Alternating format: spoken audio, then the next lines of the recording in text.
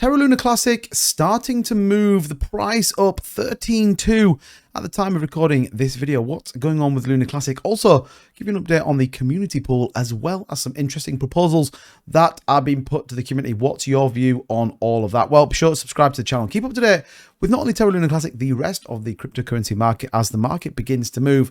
Well, we're going to be here for it every single day. Join the live streams 4 p.m. as ever.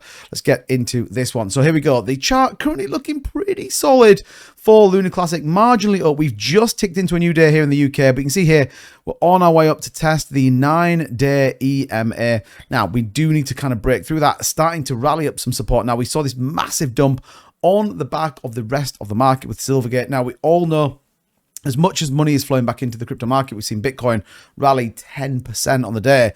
That this is still, Luna Classic is still a risk asset. Let's not, beat around the bush here. So people still slightly tentative approaching it. However, 2 good days. It looks like we could do another green candle. If we get positive market sentiment, I'm sure Luna Classic will have a solid day. Now, there's a couple of interesting things that we do need to talk about.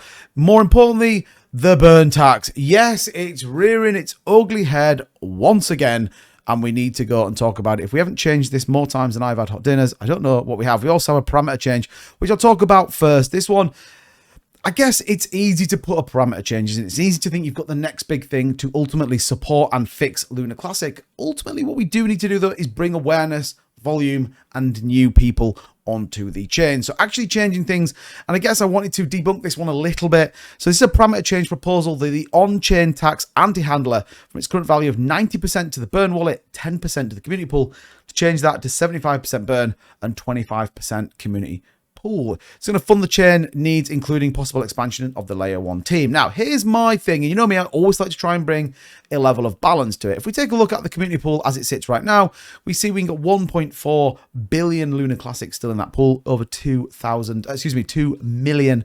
USTC. So, running the numbers, if I bring my calculator up right now, 14299199310, and we're going to times that by the current price, which is 3013186. We're currently sitting at $188,500 just of Luna Classic. So right now, the community pool, in my opinion, is still moving up in the right direction. We see there it is a constant upwards trend. Now, as much as I am all for supporting and building out the network and increasing the team of the layer 1, it has to pay back. There's no point just throwing money at something that is not delivering. Now, I am not questioning their working ethic. Equally, I'm not questioning what they're doing. But what do we need to see?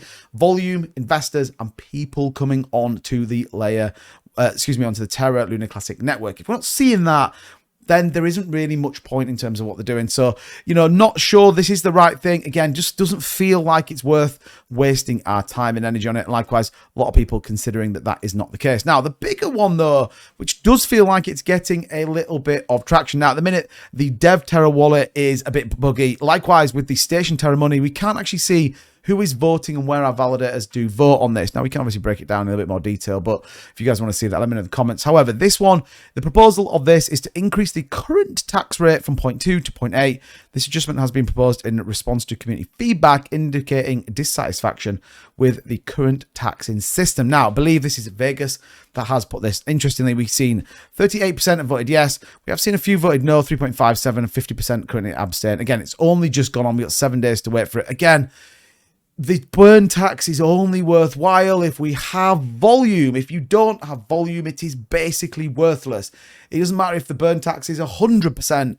If you've got any volume, it's not going to go through. So I just feel like at the minute, we're sort of treading on old ground. We're sort of trying to bring something in that maybe isn't the right thing. Ultimately, what we need to do is build out on the network, continue to remove supply, but at the same time, burn out. We're seeing things like Cremation Coin as well as some of the validators are burning their rewards. And in my opinion, we're not seeing enough of that, and that's kind of what I would like to see. So when we take a look, though, if we talk about validators, what is going on? We did break 14% on the total number of Luke stake, which is a good number. 964 billion is currently what stake. We are heading up to $1 trillion. Remember, this comes out of the circulating supply, supports the price, keeps the floor stable. You can see some of the movements around what we're going on. So we see some massive undelegations out of Classy and Fairness, and as well as signature misses and top delegators. You can see some of these big accounts still staking a number of their Terra Luna Classic. I would absolutely say that's the right thing to do. Remember, take those rewards and, like I said, support the chain. So Interestingly, though, the big debate right now is Terra Luna Classic starting to trend. We saw the collapse. Well, not collapse. That's not fair, actually. We saw a disruption in USDC and DAI stablecoins. Now, is this an argument for something like USTC to come in?